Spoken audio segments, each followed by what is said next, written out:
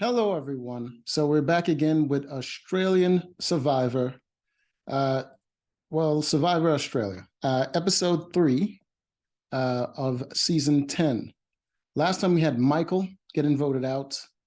He got in a little argument with some people, and they kind of flipped things on him, and he ended up getting voted out while he was trying to get George voted out, and it was gone. His advice when he left the game to his tribe mate was to play hard. The exact strategy that got him voted out is his recommendation to everyone else. That is absolutely idiotic. You do the opposite of what cost you the game. You don't do exactly what cost you the game. Just stupid. So he's gone. George is still there, and George is feeling himself. He's feeling like he's on the top of the line.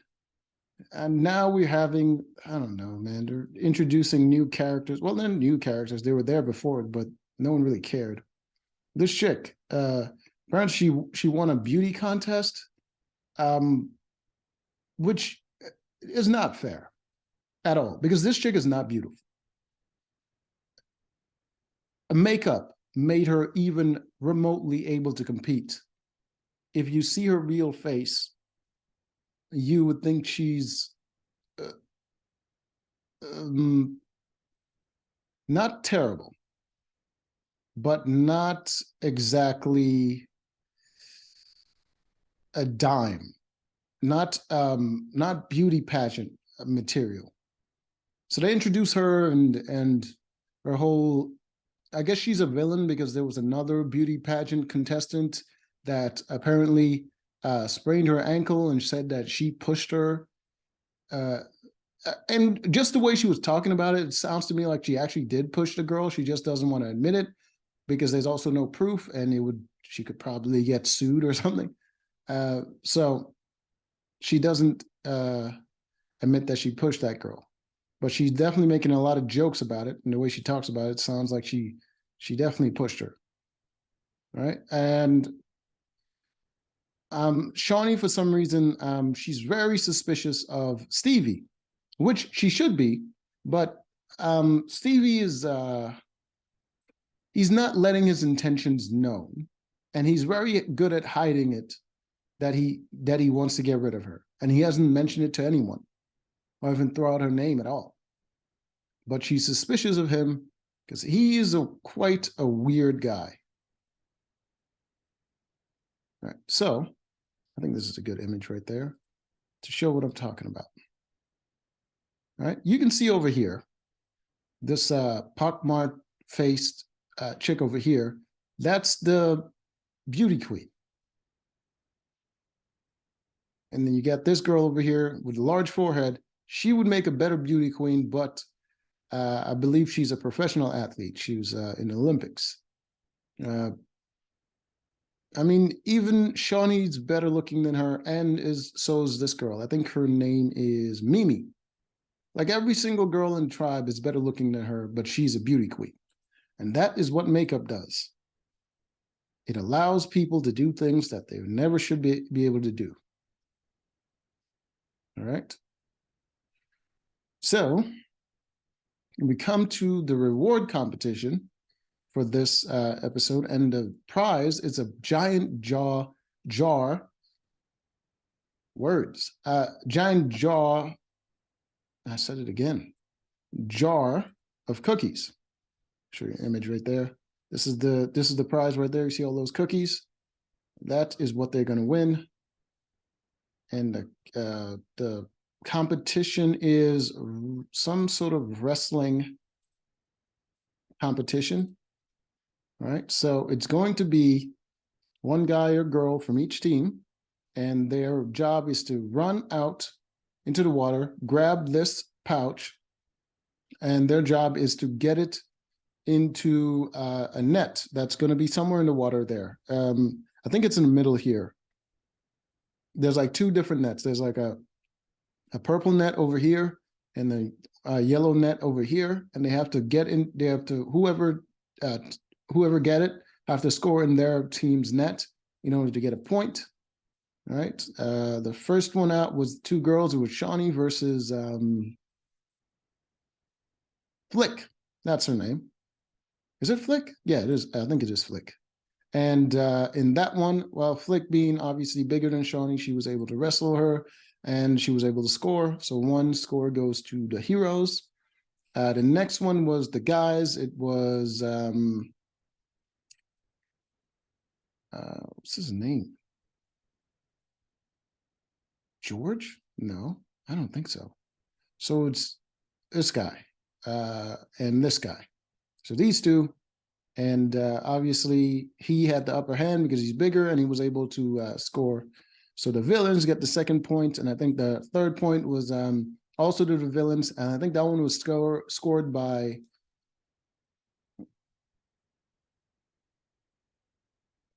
Oh, it was another guy. It was another guy. It was Sam from the Heroes versus Simon from the villains, and Simon won that one because I think they let the heroes choose their competitor first because they're going to like sacrifice the player if it's going to be against Sean, who's freaking 6'7" and a huge dude.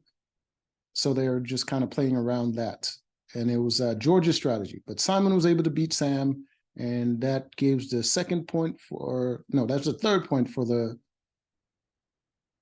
no, second point. Second point for the villain, 1 point for the heroes. And then it was I think it went back to girls again, and then the heroes scored that one, and then the last point was scored from the villains. It was Mimi, and she scored that point. So villains win reward, which is the cookies. All right, and immediately everyone is suspicious that there's going to be some sort of prize in the cookie jar, being some sort of advantage in the game. And they were right. There's an advantage in the cookie jar. But no one wanted to be the first one to go looking for it. But while they were all enjoying cookies, George was out looking for an idol. And this is why George is just so goddamn good in this game, because there he is. Everyone's by the beach eating cookies, and he's out looking for an idol, and he finds it right here. So George has an idol now, and he's feeling like the king again. And he's planning to get another idol tattoo on his chest. All right, so, but no one knows he has the idol. He keeps it a secret. Everyone is out enjoying cookies. Mimi is telling the tribe that if there's an advantage in the, well, she's not telling the tribe. She's talking to someone, and she's like, if there's an advantage in the cookie jar, why don't we all just look for it and find it, and we can all use it together? And person she was talking to kind of advised her that paranoia is going to get involved, and if she gets it, it's probably going to put a target on her back. She doesn't listen, but in the middle of the night, she decides to go look into the cookie jar, digging her hands in there while everyone was asleep. In order to find something, she digs in the bottom of the cookie jar, doesn't find anything. But while she was doing it, Liz was right behind her.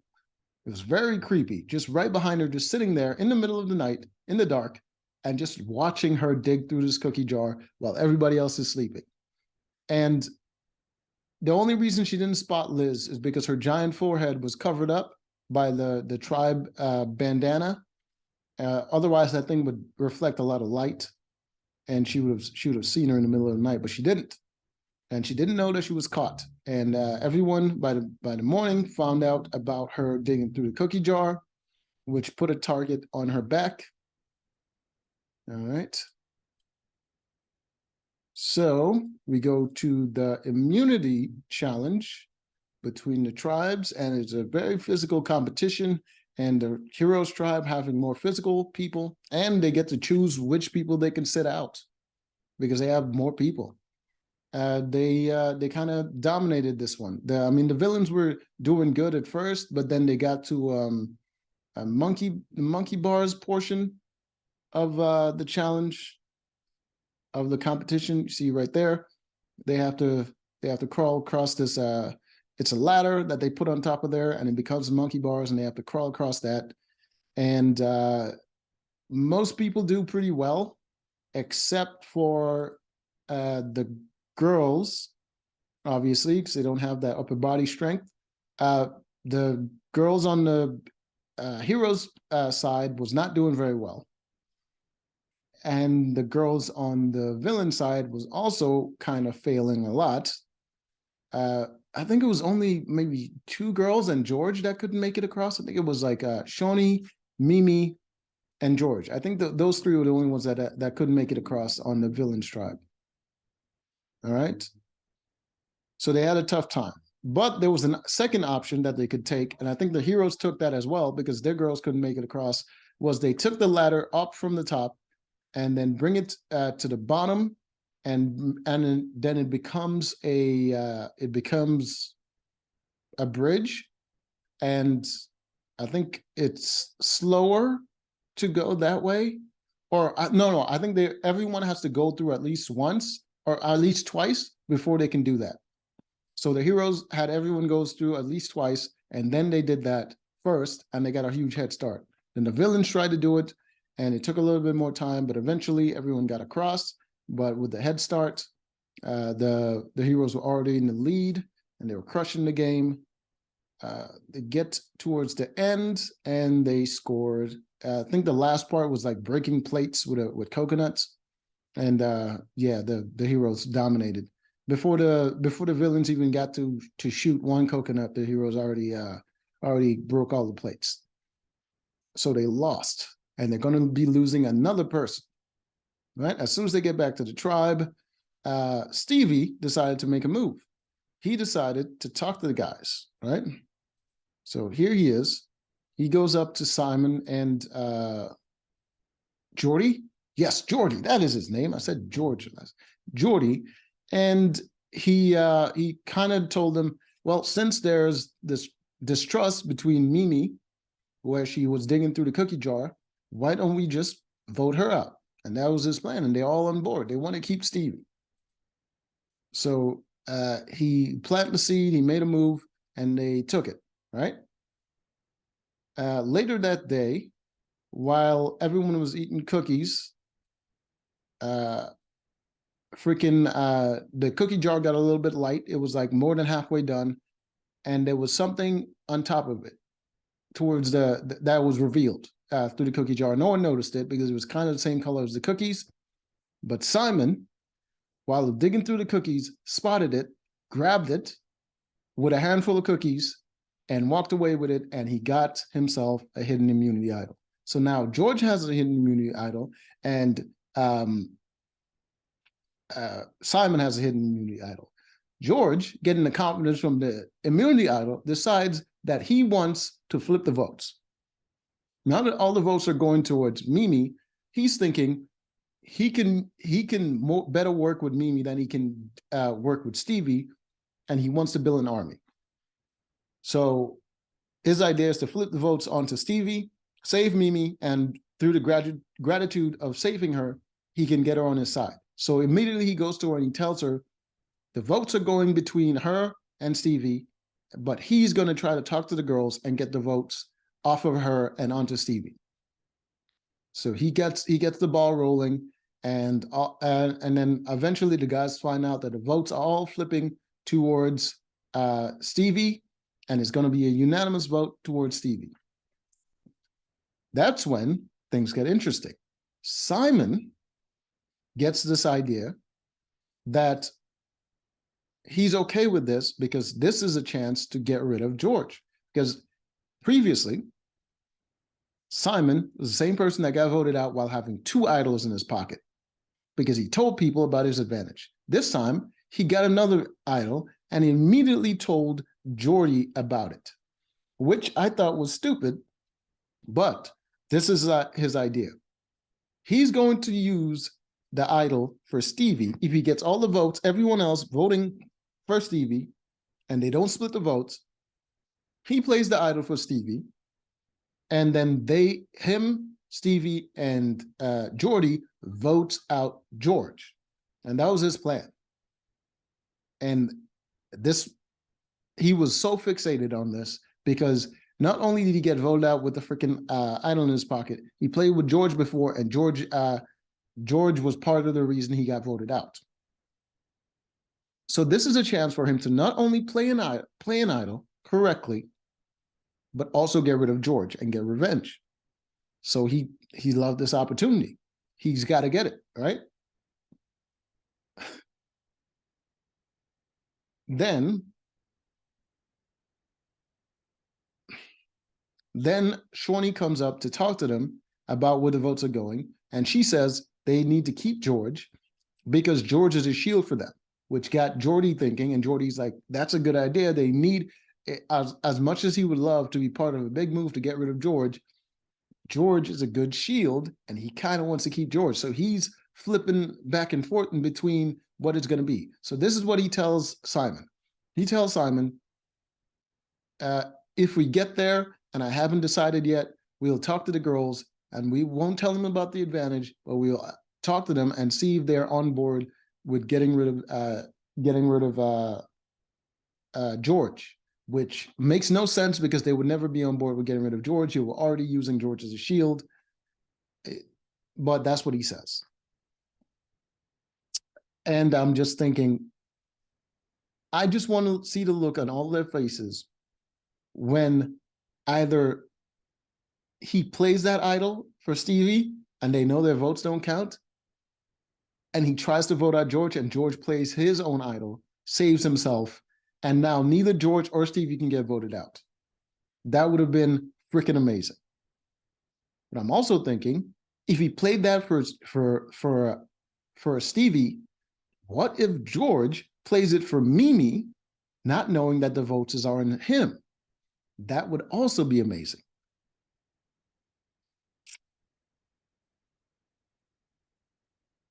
But I don't know. I don't know how it's going to go. I'm just excited to see how it's going to go. And it's shaping up to be a very interesting tribal, right? So Stevie decides, he knows where the votes are split. He decides to go talk to Mimi about it. He's like, what should we do? So what is it looks like it's just the two of us. She's like, what can we do? He's like, we can look for idols. And she's just immediately just like standoffish. She's talking to him like he's her worst enemy. Like she's always hated him for some reason. Just very aggressive. And he's just keeping calm and he's not bothered by it. He's just having normal conversation. It was just so weird to see them interact. It was just, especially as they're the only two Asian people on the show.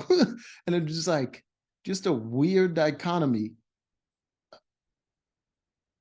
Just see Stevie just chilling, you know, and she's just looking directly at him like she's ready to eat him alive.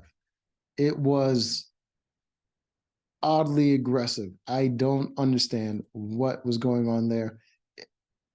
Well, maybe it's because she knows he was the one that threw her name out, but I don't think she knows that. I don't think anyone knows he was the one that threw that name out. But I think just because it's between her and him, she's just determined to hate him. Hey, he doesn't have any kind of hard feelings against her at all. All right, so this is how it's shaping up.